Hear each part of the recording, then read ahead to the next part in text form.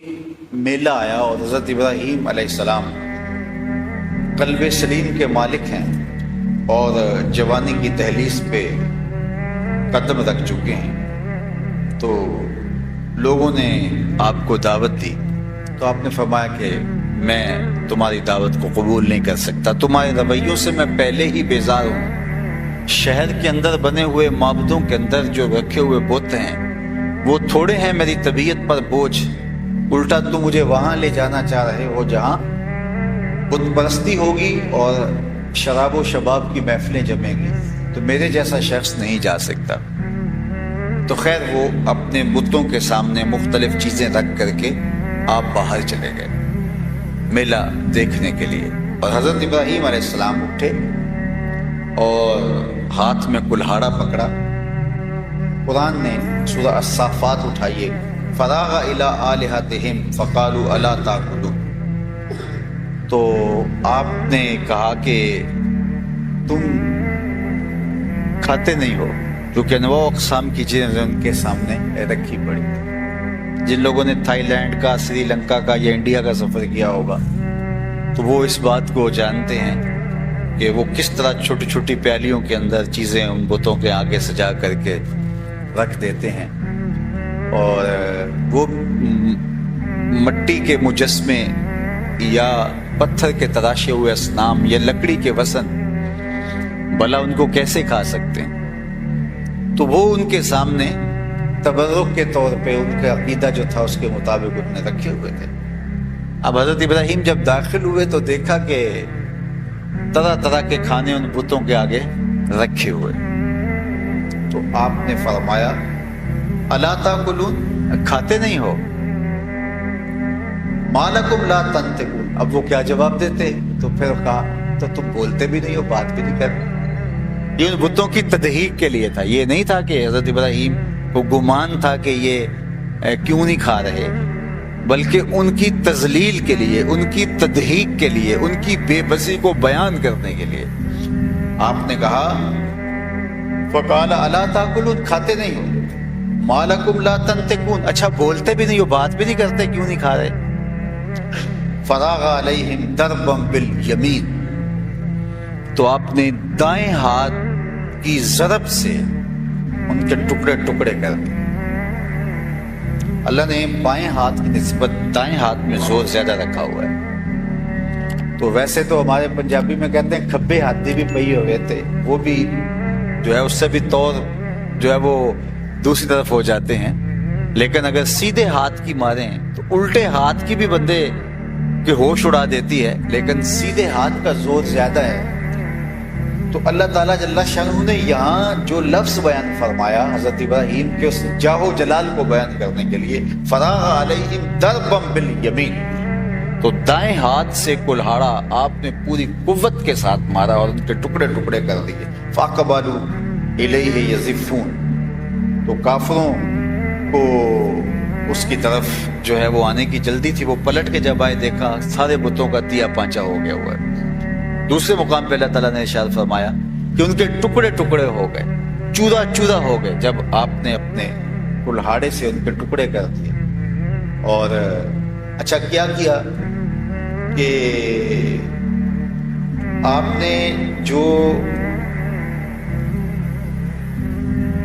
وہ جو کیا نام لیتے ہیں کلہاڑا تھا، وہ بڑے بت کے اوپر ڈال دیا، اس کے ٹکڑے ٹکڑے کر دیے۔ سورہ الانبیاء کے اندر بھی اس مضمون کو دیکھا جا سکتا ہے، بڑی خوبصورتی کے ساتھ سورہ الانبیاء کے اندر اس مضمون کو میرے رب نے بیان کیا ہے، اور خوبصورتی کے ساتھ اس کو ہمارے سامنے رکھا ہے کہ حضرت یوسف، حضرت سیدنا ابراہیم علیہ السلام کس طرح اللہ کی توحید کے پرستار ہیں اور پیغمبرانہ شان کے ساتھ اور عظمت کے ساتھ کس طرح آگے بڑھتے ہیں۔ تو آئیے ذرا اس مضمون کو ہم سورہ الانبیاء جو قرآن مجید کی 21ویں سورت ہے اس میں اس مضمون کو دیکھ سکتے ہیں۔ تو ارشاد فرمایا کہ اللہ تعالیٰ جل شانہ نے حضرت ابراہیم علیہ السلام کو رشد عطا کیا، برکتوں سے مالا مال کیا، اور ان کو قوت، توانائی، شان و شوکت سب کچھ عطا کیا۔ اب وہ بت خانے کے اندر جب تشریف لائے اور دیکھا کہ وہاں جھوٹی خدائی کے زوم کے اندر وہ اپنے آگے مختلف چیزیں جو کفار کی جانب سے سجائی گئی ہیں، تو وہ وہاں بیٹھے ہوئے ہیں، تو آپ نے آ کر کے ان پر وار کیے اور ان کے ٹکڑے ٹکڑے کر دیے۔ تو جب ان کے ٹکڑے ٹکڑے ہو گئے، فَجَعَلَهُمْ جُزَازًا إِلَّا كَبِيرًا لَهُمْ، اللہ فرمائے اللہ تعالیٰ نے ان کے ٹکڑے ٹکڑے کر دیے حضرت ابراہیم نے، مگر جو بڑا تھا اس کو کچھ نہیں کہا۔ یہ حکمت تھی، جس طرح مناظرے کا ایک رنگ ہوتا ہے، دلیل راستہ چھوڑنا پڑتا ہے کہ یہاں کوئی آ کے پھنسے تو پھر جو ہے وہ میں اس کو قید میں کر سکوں۔ مچھلیاں پکڑنے کے لیے بھی طریق ہوتا ہے کہ ایک جانب سے راستہ چھوڑ دیا جاتا ہے اور مچھلیوں کو وہاں سے راستہ ملے اور وہاں سے وہ اس جو ہے وہ کم پانی میں آ جائیں اور پھر وہاں سے پکڑ لیا جائے۔ تو یہ طریق ہوتا ہے کسی کو پھنسانے کے لیے۔ تو بڑے بت سے نفرت کم نہیں تھی، یا اس پر یہ نہیں تھا کہ اس پر غصہ نہیں تھا یا اس سے کوئی معاہدہ تھا، بلکہ کفار کو لاجواب کرنے کے لیے ایک طریق تھا کہ ان کے چھوٹے چھوٹے جتنے بھی بت تھے اور بتنیاں تھیں سب کے ٹکڑے ٹکڑے کر دیے۔ قرآن نے جو لفظ استعمال فَجَعَلَهُمْ جُزَازًا، ان کے ٹکڑے ٹکڑے کر کے رکھ دیے، إِلَّا كَبِيرًا لَهُمْ، لیکن جو بڑا بت تھا اس کو یوں ہی چھوڑ دیا۔ لَعَلَّهُمْ إِلَيْهِ يَرْجِعُونَ، کہ شاید وہ اس کی طرف آئیں اور اس سے کچھ پوچھیں۔ قَالُوا مَنْ فَعَلَ هَذَا بِآلِهَتِنَا إِنَّهُ لَمِنَ الظَّالِمِينَ۔ اب جب وہ واپس پلٹے اور انہوں نے دیکھا کہ ہمارے بتوں کے ساتھ کسی نے بہت برا سلوک کیا ہے، تو وہ کہنے لگے ہمارے خداؤں کے ساتھ جس نے بھی یہ کیا ہے اس نے بہت ظلم کیا ہے، بہت زیادتی ہوئی ہے۔ اب وہ بیٹھ کے آپس میں سوچنے لگے کہ یہ ہوا کیا، یعنی یہ ان کے محافظ کہلاتے تھے اور نمرود کی جھوٹی خدائی ان کے بل بوتے پہ چل رہی تھی ان کے زوم کے مطابق، اور وہ ان کو اپنی ساری ضرورتوں کا کفیل بھی سمجھتے تھے اور اپنے لیے بہت بڑی ڈھال اور ڈھارس بھی سمجھتے تھے کہ یہ بت ہمیں کچھ نہیں ہونے دیں گے اور ہمارے ضروریات کی کفالت بھی یہی کریں گے۔ لیکن جب وہ اپنے آپ کو بھی نہ بچا سکے اور ان کا تیا پانچا ہوا ہے اور وہ بکھرے پڑے ہیں، کسی کا کان کٹا ہے، کسی کی ناک کٹی ہے، کسی کے اعضاء ٹوٹے ہیں، کسی کا پیٹ چاک ہے، کسی کی ٹانگیں توڑ دی گئی ہیں، بڑے حیرت زدہ ہوئے اور آپس میں بیٹھے اور کہا کہ یہ کس نے کیا ہوگا؟ پورے بابل کے اندر یہ کسی کو جرأت ہو سکتی ہے کہ اپنے خداؤں کے ساتھ یہ کرے؟ قالوا سمعنا فتى يذكرهم يقال له ابراہیم، تو لوگوں نے کہا ایک جوان ہے یہاں جس کا نام ابراہیم ہے۔ ان بتوں کے بارے میں اس طرح کے خیالات تو اسی کے ہیں، بتوں کو خیر سے یاد نہیں کرتا، وہ جب بتوں کی بات کرتا ہے تو تمسخر اڑاتا ہے، تضحیک کا نشانہ انہیں بناتا ہے، تو وہ ان کی جھوٹی خدائی کا قائل نہیں ہے، تو یہ اسی کا کیا دھرا ہو سکتا ہے۔ قالوا فاتوا به على اعين الناس لعلهم يشهدون، کا دربار لگا لیا جائے اور اس کو بلا لیا جائے، اور جس نے بھی ابراہیم سے ان بتوں کی برائی سنی ہے وہ گواہی دے کہ کیا واقعی یہ بتوں کا مخالف ہے۔ تو جب یہ بہت سارے لوگوں کی گواہی سے ثابت ہو جائے گا کہ یہی جوان ہے جو پورے شہر میں بتوں کا مخالف ہے، تو پھر یہ سب کچھ اسی نے کیا ہوا ہوگا۔ باقاعدہ دربار لگ گیا، آیان سلطنت بھی بیٹھ گئے، وزراء بھی بیٹھ گئے، نمرود خود آ کے بیٹھ گیا۔ بہت بڑا واقعہ تھا، بابل کی تاریخ بڑا حادثہ تھا، پوری حکومتی مشینری بیٹھی ہے، ارکان سلطنت بیٹھے ہیں، آیان سلطنت بیٹھے ہیں، بادشاہ وقت بیٹھا ہے، اور جتنے بھی وزراء ہیں سب بیٹھے ہیں، کرسیاں بچھائی ہیں اور مجمع عام ہے، اور ان کی حالت عجیب ہے کہ ہمارے خداؤں کے ساتھ یہ ہو گیا۔ تو ایک تنہا شخص ابراہیم علیہ السلام، سب کو شک ان پہ ہے کیونکہ وہ بتوں کے خلاف وہی بولتا ہے، تو کہا جاؤ بلا کے لاؤ۔ تو کیا جا کے انہیں ہرکارا جا کے بلا لایا۔ اب اتنے بڑے ہجوم کے اندر جو نظریاتی مخالف بھی ہو، اقتدار کی مسندیں بھی ان کے پاس ہوں، ظالم اور جابر بھی ہوں اور ایک شخص کا حمایتی پورے مجمع کے اندر کوئی نہ ہو تو نفسیاتی پریشر بندے کے اوپر آ جاتا ہے اور بندہ ڈول جاتا ہے. لیکن توحید کا نور سینے میں جب رچ جاتا ہے تو پھر ساری خدائی بھی ایک طرف ہو تو بندہ پرواہ نہیں کرتا ہے. تو حضرت ابراہیم علیہ السلام اس بڑے مجمع میں لائے گئے اور انہوں نے کہا قالوا اانت فعلت هذا بآلهتنا یا ابراہیم، ابراہیم ہمارے ان خداؤں کے ساتھ یہ سلوک تم نے کیا ہے؟ یہ فوراً سوال جڑ دیا.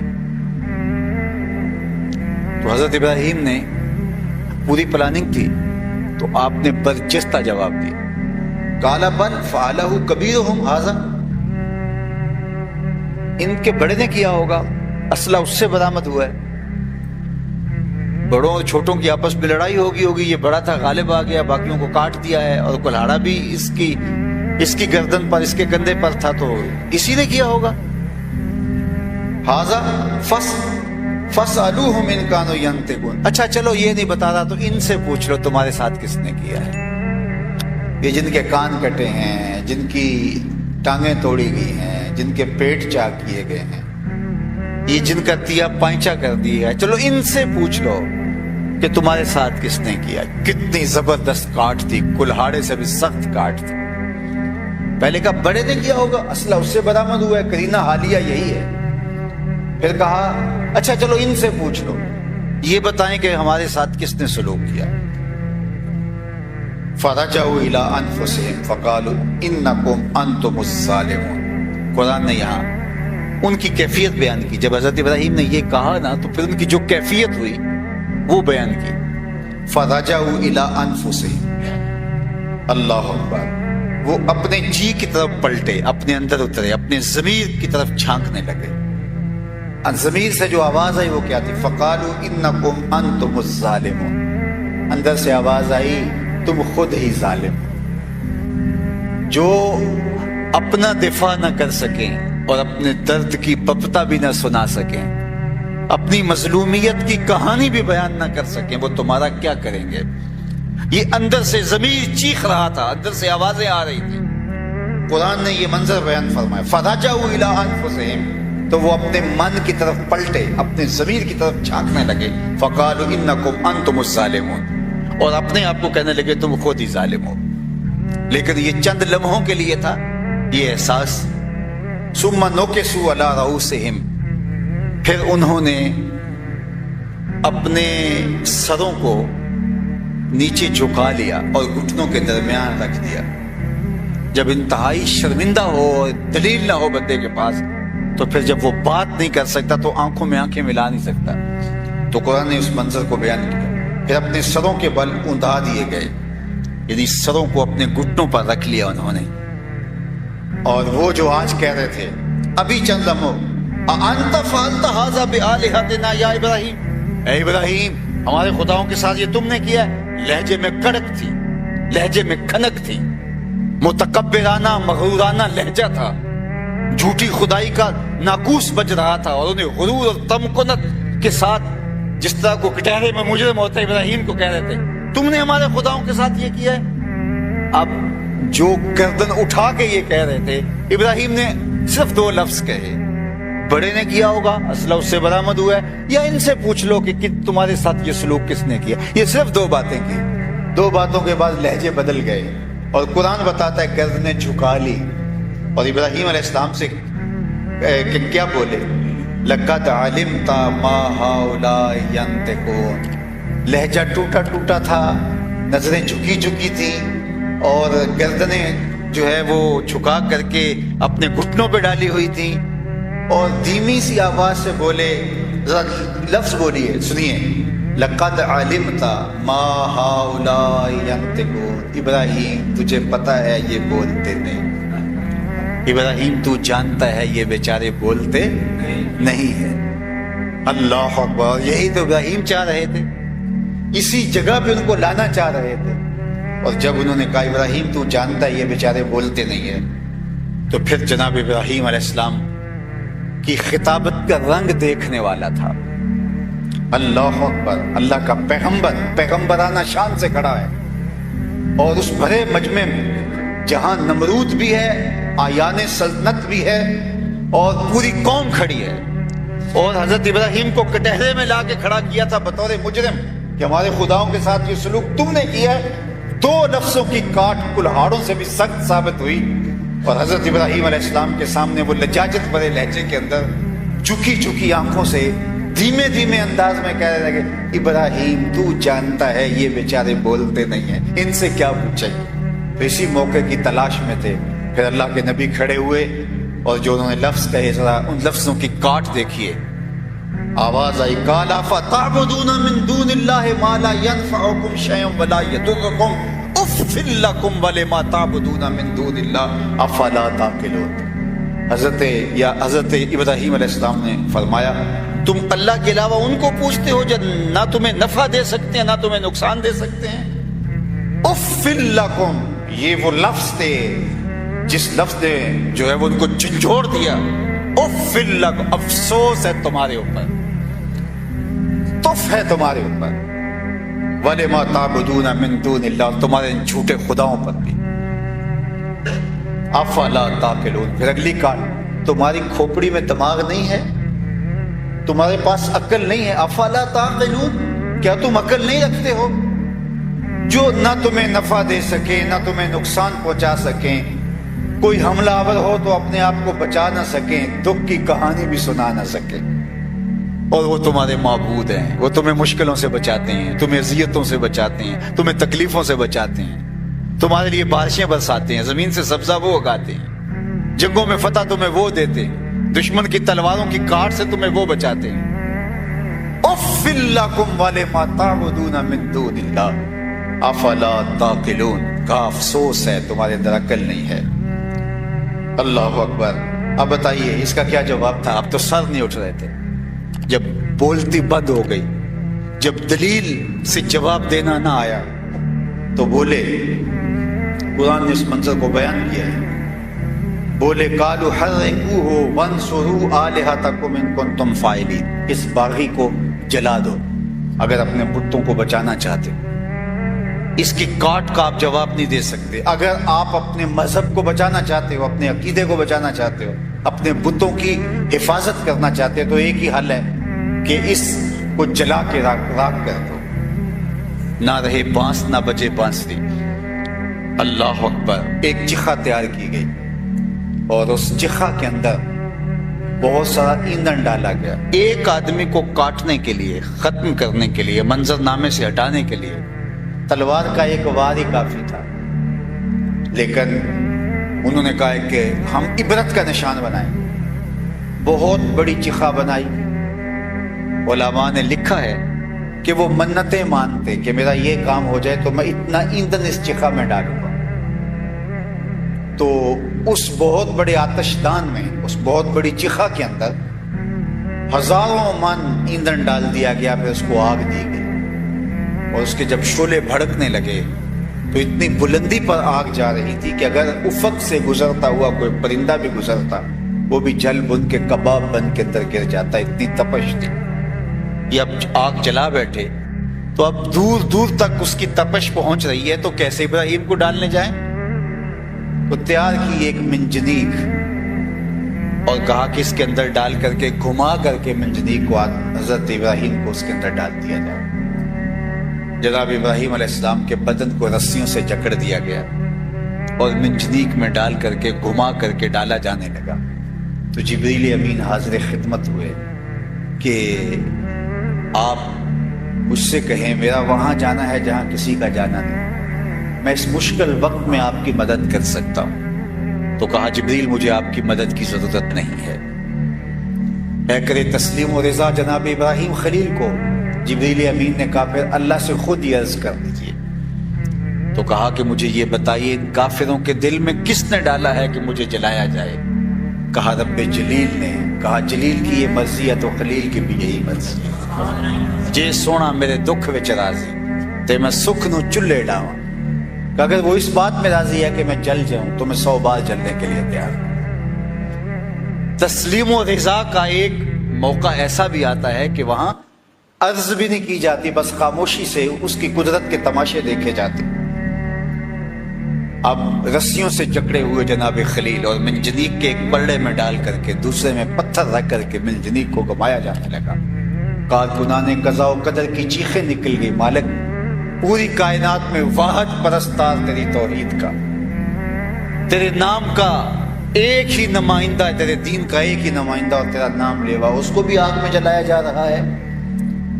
لیکن فطرت مسکرا کے کہہ رہی تھی، فانوس بن کے جس کی حفاظت ہوا کرے وہ شمع کیا بجھے جسے روشن خدا کرے۔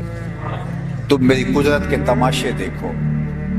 انہوں نے گھما کر کے ابراہیم علیہ السلام کو اس آگ میں ڈال دیا۔ بھڑکتے ہوئے شعلے جب آپ کے بدن کی طرف بڑھے تو سب سے پہلے رسیاں جلی اور جل کے خاکستر ہوئی، اور آگ بدن کی طرف بڑھنے نہیں پائی تھی۔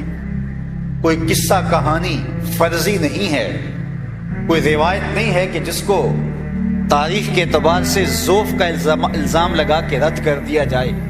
قرآن نے ہمیں بتایا ہے کہ جب جناب ابراہیم علیہ السلام کو آگ میں ڈال دیا گیا تو آواز آئی، قلنا یا نار کونی بردم و سلاما علی ابراہیم، اے آگ میرے ابراہیم پر سلامتی کی ٹھنڈی ہو جائے۔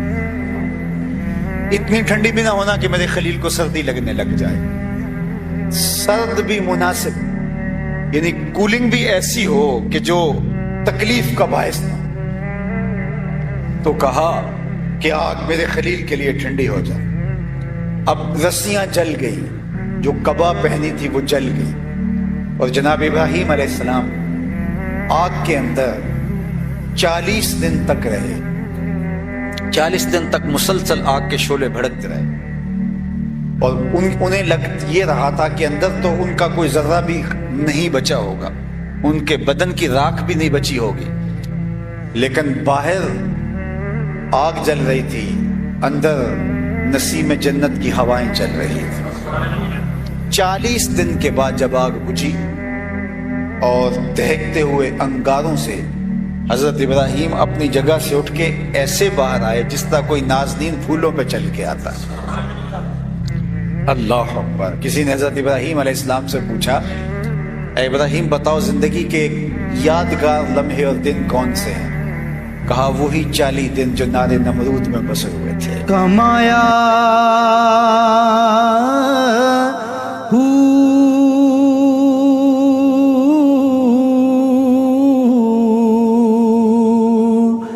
نام بھج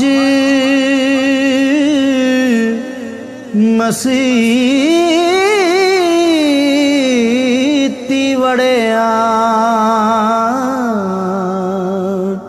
نا تسبا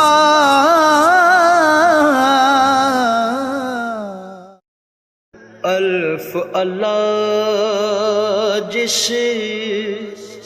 دل بر ہووے، الف اللہ جس دل بر ہووے، منہ زردی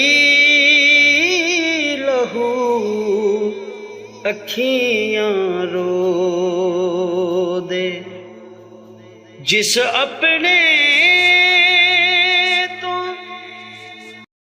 اللہ تعالیٰ نے تنبیہ کے انداز کے اندر حضرت انسان کی اس فطرت کو بیان بھی فرمایا اور اس کو جھنجھوڑ کر کے کہا کہ تیرا ان دنیا کی بھول بھلائیوں میں کھو جانا مقصد نہیں تھا، تیرا مقصد اپنے مالک کی رضا جوئی اور اس کے قرب کی تلاش تھی۔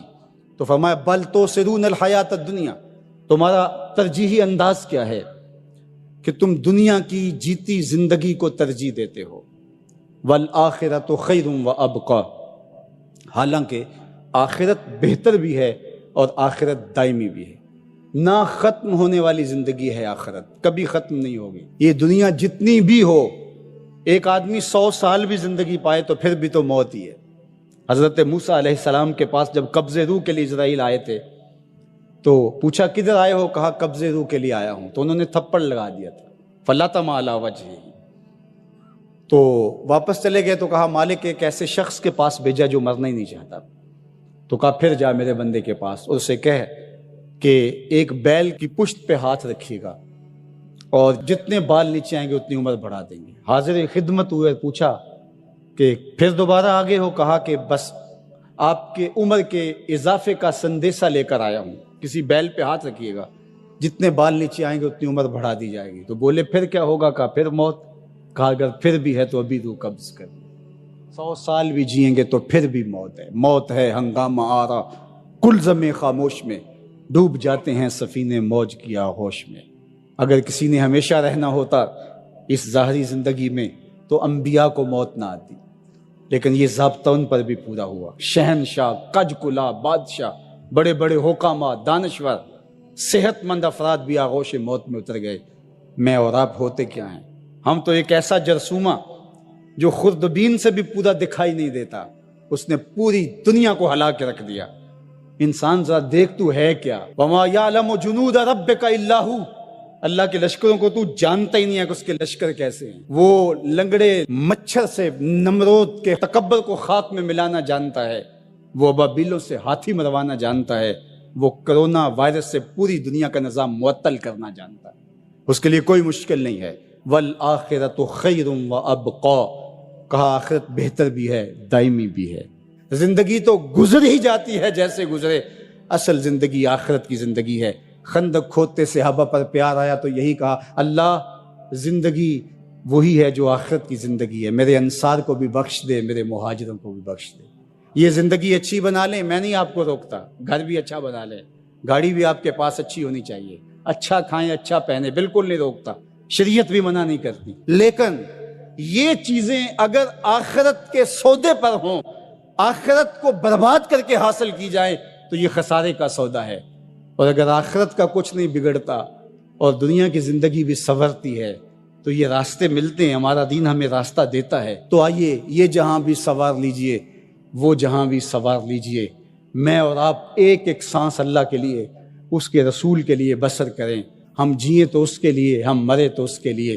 اللہ ہم کو دنیا آخرت کی بلائیاں نصیب فرمائے۔ انسانی فطرت ہے کہ وہ بھاگتا ہے نقد کی طرف، اور دنیا کی زندگی اس کے لیے ایک میٹھا خواب ہے، حلم کہا گیا، میٹھا خواب، اور وہ بھول جاتا ہے کہ یہ سب کچھ ٹوٹ کے بکھر جانے والی چیزیں اور یہ سب کچھ یہاں رہ جانے والا ہے۔ دنیا اس کو میٹھی لگتی ہے، دل آویز لگتی ہے، اور اس دل آویزی میں اتنا کھو جاتا ہے کہ وہ اپنے مقصد زندگی سے منحرف ہو جاتا ہے۔ جو اس کا مقصود حیات تھا، جس کے لیے اس کی تخلیق ہوئی ہے، اس سے وہ پھر جاتا ہے۔ جب کسان ہل چلاتا ہے اور فصل پکتی ہے تو چڑیاں آ کے اس فصل کو چگ جاتی ہیں، کچھ دانے اٹھا کے لے جاتی ہیں۔ تو روایت میں آتا ہے کہ وہ اٹھائے ہوئے جو دانے چڑیاں لے گئی ہیں، اللہ ان کو بھی اس کسان کے نامہ اعمال میں صدقے کے ثواب میں لکھتا ہے۔ تو یہ دین ہے ہمارا۔ ما وعدہ فی امرأ فہی صدقہ، جو تم کمائی بیوی کو لا کے دیتے ہو، اس کے منہ میں رکھتے ہو، برگر کھلاتے ہو، تو بیوی کو جا کے تم جو چیز کھلاتے ہو لا کے، اور اس سے وہ خوش ہوتی ہے اور تمہیں بھی اس سے مسرت ہوتی ہے، تو فرمایا کہ وہ جو تم نے کمائی کر کے لقمہ لا کے بیوی کے منہ میں دیا اور وہ خوش ہوئی، تو فرمایا تمہارا وہ بھی نامہ اعمال میں صدقے کے کھاتے میں لکھا جائے گا۔ تمہارا دین تو کتنا آسان دین ہے، تمہارا دین تو اتنا اچھا دین ہے۔ صرف یہ ہے کہ نیت کے فرق سے میں نے کہا چور اور چوکیدار بنتا ہے، اس نیت کے قبلے کو درست کرنا ہے، اس لیے اس کو ثلث دین کہا گیا ہے، انما الاعمال بالنیات۔ تو ہم اس کے لیے جیتے ہیں، میری زندگی کا مقصد تیرے دین کی سرفرازی، میں اسی لیے مسلمان، میں اسی لیے نمازی، بات ختم۔ ہم بس اسی کے لیے جی رہے ہیں، اسی کا حکم ہے۔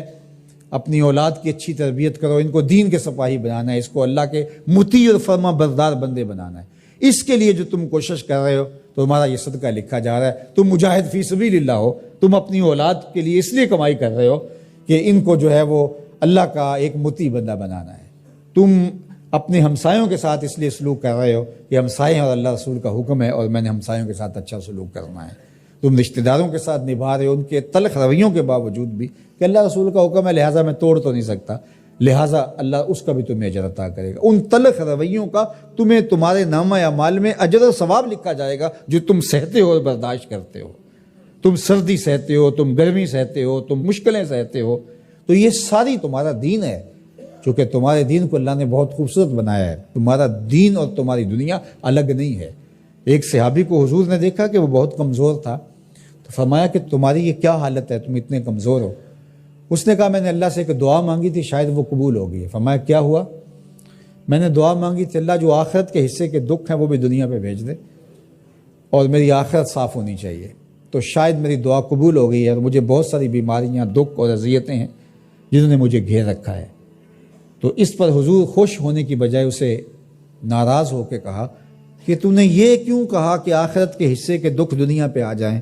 تو نے یہ کیوں نہیں کہا ربنا آتنا فی الدنیا حسنۃ وفی الآخرۃ حسنہ، اللہ مجھے اس جہاں میں بہتریاں دے دے، اس جہاں میں بہتریاں دے دے۔ تو یہ زندگی اچھی جئیں، اچھی سواری، اچھی بیوی اور کشادہ مکان انسان کی خوش قسمتی سے، مسلمان کی، مومن کی خوش قسمتی سے بتایا گیا ہے۔ اچھا اللہ آپ کو گھر دے، اس میں آسودہ رہیں، اللہ آپ کو اچھی فرما بردار نیک صالحہ بیوی دے، بہت اچھی بات ہے، اللہ آپ کو اچھی گاڑی دے دے تو اس میں کوئی گناہ نہیں ہے، کوئی برائی نہیں ہے، اچھی بات ہے۔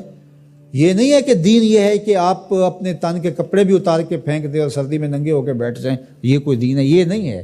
ہمارا دین کیا ہے؟ تمہاری نیت کا قبلہ درست ہو، تمہیں جو ملتا ہے تھوڑا ہے یا زیادہ اس پہ تم راضی ہو، تھوڑا ملے تو پھر بھی مالک تیری مرضی میں اس پہ راضی ہوں، اور زیادہ ملے مالک میں تیری مرضی پہ اور تیری عطا پہ راضی ہوں۔ تھوڑا ملے تو صبر کرے، زیادہ ملے تو بانٹنا شروع کر دے، بات ختم ہو گئی۔ اور کاروبار کرے تو اللہ کی رضا کے لیے جائے، اور بچوں کو ایک اچھی تربیت کی نیت سے گھر سے نکلتا ہے، حتیٰ کہ جو کاروبار کرتے ہوئے مشقتیں آتی ہیں، ٹینشنیں آتی ہیں، پریشانیاں آتی ہیں، جھٹکے لگتے ہیں انسان کو، گاہک کے رویے کی وجہ سے کسی نے ادھار لے لیا، وہ پیسے نہیں دے رہا، بار بار اس کو کہنا پڑتا ہے، اس کے سخت اور تلخ رویے ہیں، یہ جو جھٹکے اور تکلیفیں اور جو ٹینشنیں آتی ہیں، اس تاجر کو اللہ کی جانب سے اس کا بھی ثواب عطا کیا جاتا ہے۔ تو یہ کتنی کرم نوازی ہے اس کی، اور کتنی رحمت ہے اس کی جو اللہ تعالیٰ نے اہل ایمان پہ رکھی۔